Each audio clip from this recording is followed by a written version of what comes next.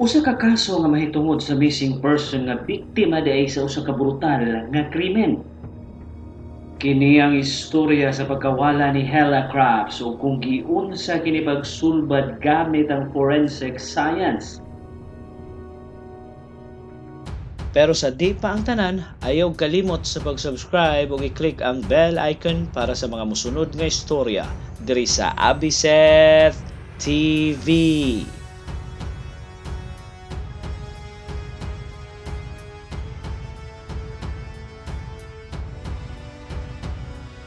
Niadtong 1986 nahibaw-an ni Hella Crafts sa usa ka private investigator nga naay kabit ang iyang bana, maong giingna niya ang iyang mga amiga nga magipagdiborso na siya sa iyang bana tungod kay sobra kayo siyang nasakitan sa gibuhat niini diha niya. Si Hella Crafts usa ka 39 anyos nga Danish flight attendant nga maayong asawa ug inahan siyang tulo ka anak. Pero dili malipayo ng panagkuyog nila siyang bana tungod kay ang iyang bana palikero kaayo. Pirme kining mamakak diha niya kung nganong tagpila kini kaadlaw una muli sa balay ug kahibaw si Hella sa kalakaran sa trabaho nila kay silang duha parehong naa nagtrabaho sa airline industry. Flight attendant si Hella samtang piloto sa eroplano ang iyang bana ug usa pod kini ka part-time nga pulis. Ang ilahang relasyon sa matag usa kay dili kaayo close isip man nagdiayon ug matud pa sa ilahang mga duol nga mga higala permi kunong dapatan si Hella sa iyang bana. Usa ka beses nagpadala si Hella og email sa iyang inahan after sa iyang flight sa London nga nag-ingong magipagbuwag na kuno siya ni Richard nga iyahang bana tungod kay wala na kuno siya isalig niini. Mahuman Hella og file sa divorce sa iyang bana, giingna niya ang iyang abogado ug mga kauban sa trabaho nga kung naa gani mahitabo niyang dautan, dili nila kini tan-awon nga aksidente, maong gikulbaan pod ang iyang mga amiga sa iyang gipanulti. Mahuman makabalik ni Hella sa iyang European flight niadtong November 18, 1986, gihatod siya sa iyang best friend sa iyang balay gikan sa airport. Ug mao na katoy katapusang higayon nga nakit-an si Hella nga buhi. Pila ka adlaw milabay wa na kini motunga sa iyang flight ug wa na pud kini motawag sa ilang opisina. Mao gitawagan sa iyang mga kauban ng ilahang balay para kumustahon si Hella. Pero matud pa sa bana niini nga si Richard, niadto kuno si Hella sa Denmark para bisitahon ang iyang inahan nga naay sakit. Pero pila ka adlaw milabay giingon ni Richard nga nagbakasyon kuno kini kauban ng iyahang mga amiga. Gireport po dayon sa abogado ni Hella sa mga pulis nga nawala na kuno si Hella ug nag-hire og usa ka private investigator para imbestigahan ang kalit nga pagkawala ni Hella ug sa ilang pag-imbestigar nahibaw-an nila nga gitangtang ni Richard ang carpet sa ilang master's bedroom pero wa kini naghatag og rason sa ilahang katabang. Usa pa sa makapahibong kay nawa ang dakong freezer nga nakabutang sa grahian sa balay sa Magtiayon, nahibaw-an pod sa mga nag-imbestiga sa record sa credit card ni Richard nga nangabang kini og wood chipper, usa ka makina nga mogaling sa kahoy para mopino kini.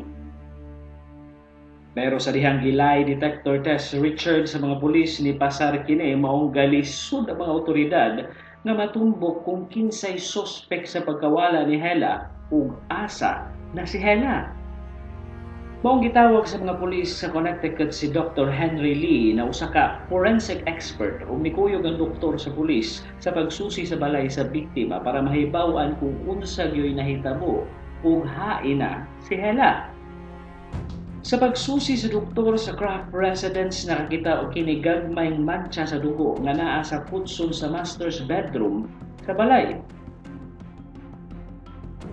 Sa dihang gisusi pagyud maayo sa doktor ang nakit-ang mga dugo sa kutson nga naa sa balay sa biktima, ilang nahibaw-an nga ang mga dugo kay circulation blood, dili menstrual blood. Buot pasabot gikan kini sa samad nga nitulo sa kutson sa biktima. Ug matod pa ni Dr. Lee nga ang dugo sa katre bunga sa pagpisik sa dugo nga gikan sa ulo tungod sa kusog nga paghapak sa gahi nga butang maong nisadsad ang ulo nga nagkadugo sa kilid sa katre maong nimarka dito ang pagsadsad sa agtang sa usa ka tawo pero dili pa sila sigurado kung kang kinsa tong dugo kung kang hela ba to.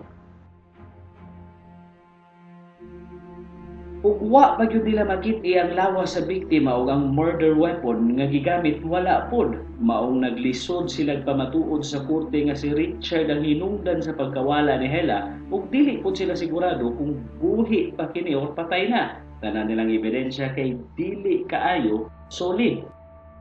Pero usa ka snowplow driver ang nihatag og impormasyon sa mga pulis sa niadtong mga panahong pagkawala ni Hela nga naa kuno siya nakit-an nga lalaki nga naa duol sa taytayan sa sapa sa lugar nga naay dalang commercial wood chipper sa karsada mga alas 3 sa kadlawon. Mao gisugdan dayon sa mga pulis ang pagpangita og mga ebidensya sa gitudlo nga lugar sa witness didto duol sa sapa ug nakakita sila ngadto og daghang pino nga kahoy nga sa ilang tan-aw resulta sa wood chipper nga gisulti sa witness. Pero naapod sila nakit-an nga daghang buhok sa tao nga pino pud kaayo ug usa ka envelope nga naka-address kang Hela Crafts. Nakakita pa ang mga pulis og nga pinong bukog sa tao, blue fibers ug usa ka metal root crown sa ngipon sa tao. Nagduda ang mga pulis nga basin gibutang ang lawas ni Hela sa wood chipper maong nagkatag-katag kini og pino kaayo ug naay nagkuha nga chainsaw sa ilawom sa sapa ang mga divers ug gisusi dayon sa mga pulis. Tanang ebidensya nga nakuha hasta na ang chainsaw nga na-recover sa ilawom sa sapa nga naay mga buhok sa tao sa mga ngipon sa makina ug nagmatch kini tanan ngadto ni Hela Crafts. Labi na nga nakit-an ang mga ngipon mao'y pinakalig-on nga ebidensya nga katong ngipon gikan sa baba ni Hela Crafts matod sa forensic science. Nahimo dayon kining front page sa tanang mga newspapers sa Amerika tungod sa pagtuo sa mga tao nga gigaling na gyud ang biktima sa wood chipper ug ang suspect kay ang bana mismo sa biktima nga si Richard Crafts. Pero dili gyud mo angkon si Richard ug pirming isulti nga wa gyud niya pati ang iyang asawa kay napasar kuno niya ang lie detector test. Gidakop dayon si Richard Crafts ug gikasuhan dayon og murder ug base sa forensic evidence kung unsa gyud nahitabo ni Hela Crafts niadtong November 18 human siyang mahatod sa iyang best friend sa iyang balay gikan sa airport mga alas 7 sa gabi. Gipatulog niya ang ihang mga anak mga alas 8 sa gabi kay wala dito ihang katabang kay nag-day off. Pagkahuman ni diretso siya sa ilahang master's bedroom ug nag-ilis og sanina pangkatulog nga blue fabric nga nakuha sa mga pulis ngadto dapit sa sapa nga pino na kaayo.